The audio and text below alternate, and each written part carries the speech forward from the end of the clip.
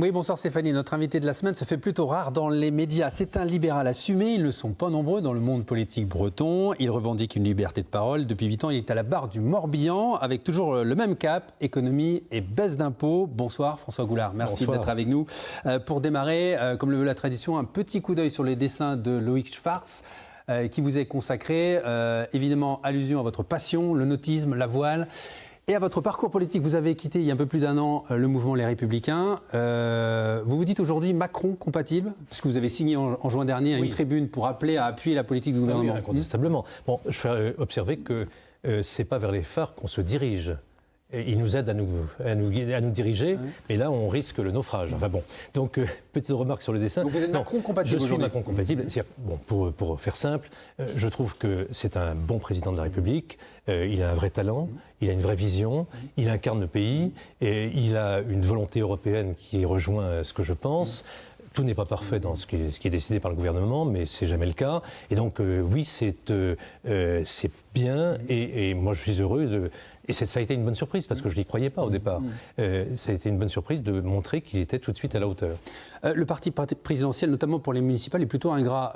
On va prendre l'exemple de Vannes, ville que vous connaissez bien. David Robo, le maire sortant, se présente. Il va retrouver en face de lui un candidat à l'REM, alors qu'il a signé cette fameuse tribune aussi pour appeler à soutenir le gouvernement. Oui, c'est pas forcément très correct de la part de La République En Marche de lui mettre un adversaire, puisqu'il avait expliqué qu'il souhaitait la réussite du gouvernement. Bon, ça s'est pas passé ailleurs. Là, est-ce qu'il faut y voir l'influence d'un ministre breton ? Jean-Yves Le Drian ? C'est ce que tout le monde pense. On va parler du Morbihan. La semaine prochaine sera voté le budget 2020 pour le département. Vous allez proposer aux conseils départementaux toujours la même feuille de route, la baisse des impôts. Vous êtes le seul département de France aujourd'hui à ne pas augmenter les impôts. Et à les avoir baissés. À les avoir baissés. C'est quoi votre recette miracle ? On fait très attention au fonctionnement interne. On ne réduit pas les politiques à destination des Morbihanais. On construit beaucoup de collèges, on fait beaucoup de routes. On a des politiques sociales qu'on essaye de rendre innovantes pour mieux servir les personnes âgées, les personnes handicapées, etc. Et on fait très attention à notre propre gestion. Et grâce à quoi on autofinance beaucoup, on a des excédents et on arrive à baisser les impôts. Il n'y a pas de miracle, c'est de la gestion. Avec des choix budgétaires, quelquefois contesté, notamment ce fameux don à Notre-Dame de Paris, 1 million d'euros pour la reconstruction, alors que vous supprimez une subvention, par exemple, pour l'Université de Bretagne Sud, ou que les pompiers dans la rue sont en colère pour dénoncer le manque de moyens. Non, les deux subventions que vous citez sont des épiphénomènes. On a un budget qui est supérieur à 700 millions. L'excédent de cette année va être sans doute de l'ordre de 50 millions d'euros. 1 million d'euros qui pourrait être réinvesti pour le département. Mais on investit beaucoup. Notre-Dame de Paris. On investit beaucoup. Et ça, c'est une fois. C'est un événement dramatique qui a, je crois, beaucoup marqué les Français et ailleurs dans le monde. C'est un symbole fort. Moi, vous savez, chacun ses convictions.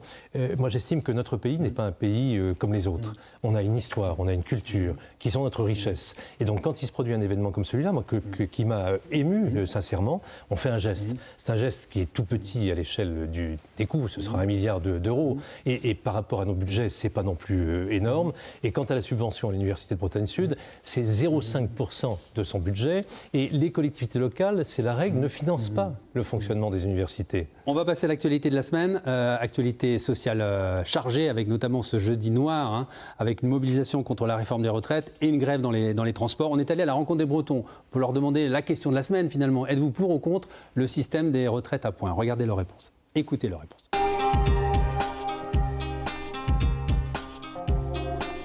Ce système ne peut pas perdurer puisque...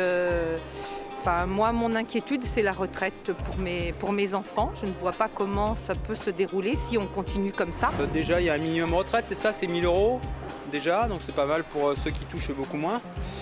Et égalité pour tous, presque à peu près, au niveau des retraites, c'est ça.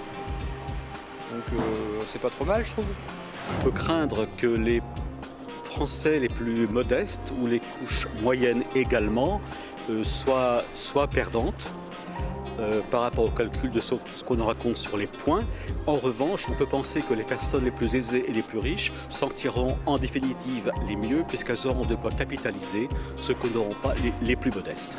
Je suis contre, puisque je trouve que si certaines professions, par exemple, ont des avantages ou peuvent aller un peu plus longtemps ou moins longtemps à la retraite, c'est pour une raison bien spécifique. Et je trouve que le fait de changer, c'est pas forcément une bonne chose. Et vous, François Goulard, libéral assumé, cette retraite à points, c'est une bonne réforme ? Oui, c'est une bonne réforme parce que notre système actuel, qui est très compliqué, comme chacun le sait, est à la fois injuste. Il y a vraiment des différences de traitement considérables. Et partout, les gens n'en ont pas toujours conscience, mais c'est très fort. Et puis d'autre part, notre système n'est pas durable.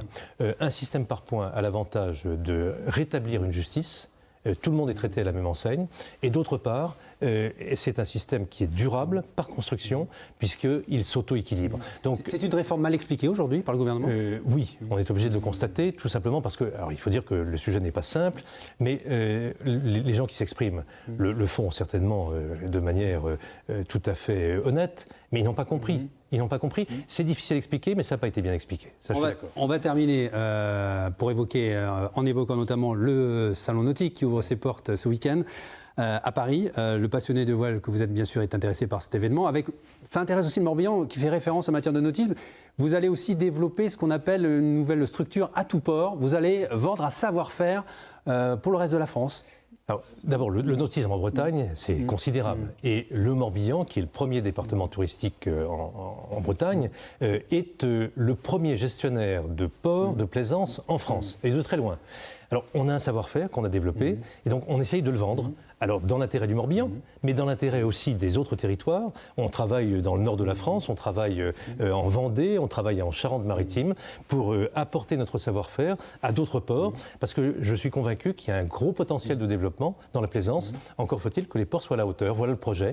Et c'est finalement très intéressant d'essayer de valoriser un savoir-faire avec une entreprise qui est une entreprise publique, donc qui rapporte au Morbihan. Et vous êtes le PDG de cette... Oui, moi j'avoue que ça me plaît bien. Manager et président d'un conseil départemental. Ça me plaît bien. Ça vous plaît bien.